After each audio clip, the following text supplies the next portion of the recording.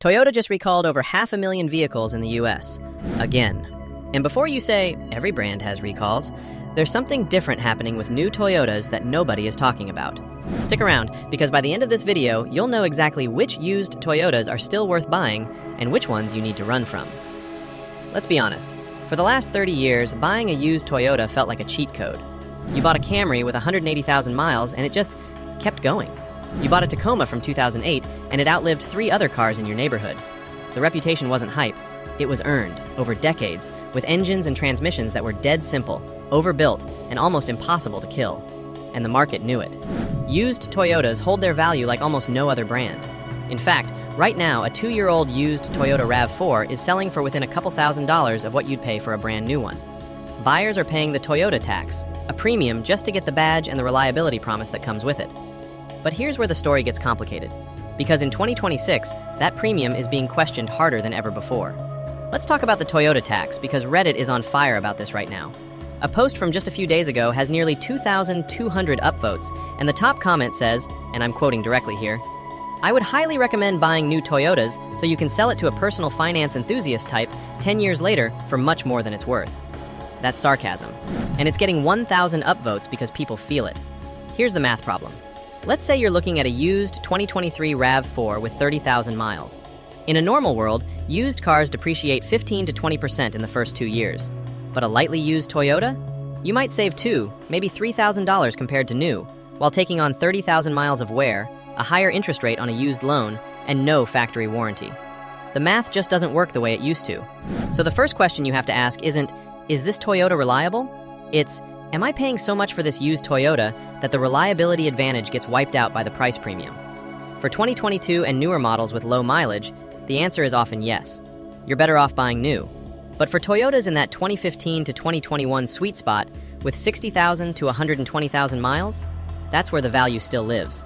And that's exactly what we're going to break down. Now let's talk about something that almost nobody covering Toyota is being straight about, the recall situation. In March of 2026, Toyota recalled 550,000 vehicles in the US over a seatback defect. Before that, Toyota, Lexus, and Subaru were recalled over backup cameras displaying frozen images. And just in the last week, a Toyota Turbo V6 recall campaign expanded to include over 100,000 trucks. The comments on that story are brutal. One person wrote, "For a company known for reliability, they've really dropped the ball with this generation." Now, to be fair, recalls aren't automatically a disaster. A recall means the manufacturer is fixing a known problem, usually for free. It's actually a sign the system is working. The question is, are these recalls one-off issues, or do they signal something deeper about the new generation of Toyota vehicles? And that question brings us to the biggest shift most buyers don't know about. For decades, Toyota's secret weapon was simplicity. Their engines and transmissions were low-tech, overbuilt, and incredibly forgiving. The 2GR V6 in the Camry, the 2TR 4-cylinder in the Tacoma. These engines didn't have exotic technology, and that's exactly why they lasted 300,000 miles.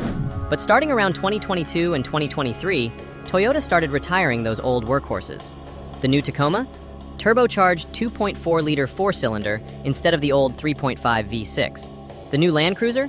Turbocharged V6 replacing the legendary V8. The new Tundra? Already switched to a twin-turbo V6 back in 2022. And here's the honest truth. We don't know yet how these new turbo engines will hold up at 200,000 miles. They haven't been on the road long enough.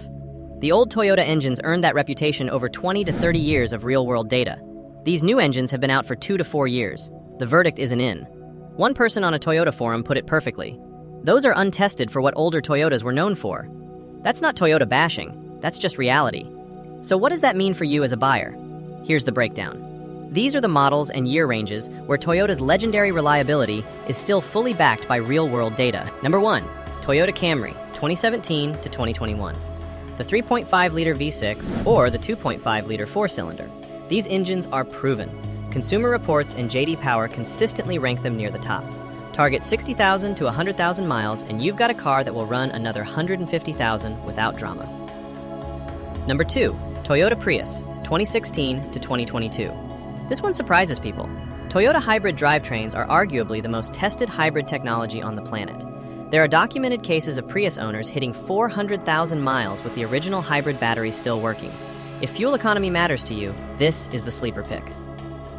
Number 3, Toyota RAV4, 2019 to 2021 non-hybrid. Stick to the 2.5-liter four-cylinder. Avoid the 2015 RAV4 specifically. NHTSA data shows a higher rate of transmission hesitation complaints on that year. The 2019 to 2021 window hits the sweet spot of modern features, proven reliability, and not insane pricing. Number 4. Toyota Highlander, 2017 to 2021. Family buyers, this is your pick. The V6 in this generation is the same proven 3.5-liter unit. Spacious, reliable, and the pricing on this generation has softened compared to newer models. What to avoid? Any new generation Tacoma or Tundra with the Turbo 4 or Turbo 6 until there's more long-term data. And any used Toyota priced within $3,000 of the new model price, because that math never works in your favor. So, is Toyota's reliability real? Yes, but you have to buy the right Toyota. The old generation engines are still as bulletproof as the reputation says. The new turbo-powered generation? The jury is still out, and that's not a risk worth paying a premium for. Buy the 2017 to 2021 Camry, the Prius, the RAV4, or the Highlander in that window, and you're still buying one of the best used car values on the market. Overpay for a 2-year-old model, or roll the dice on an unproven new engine, and you're just paying for a badge. If you found this useful, subscribe. Every week we break down exactly which used cars are worth your money and which ones will drain your bank account. Next video, the used cars you should avoid in 2026, no matter what the price is.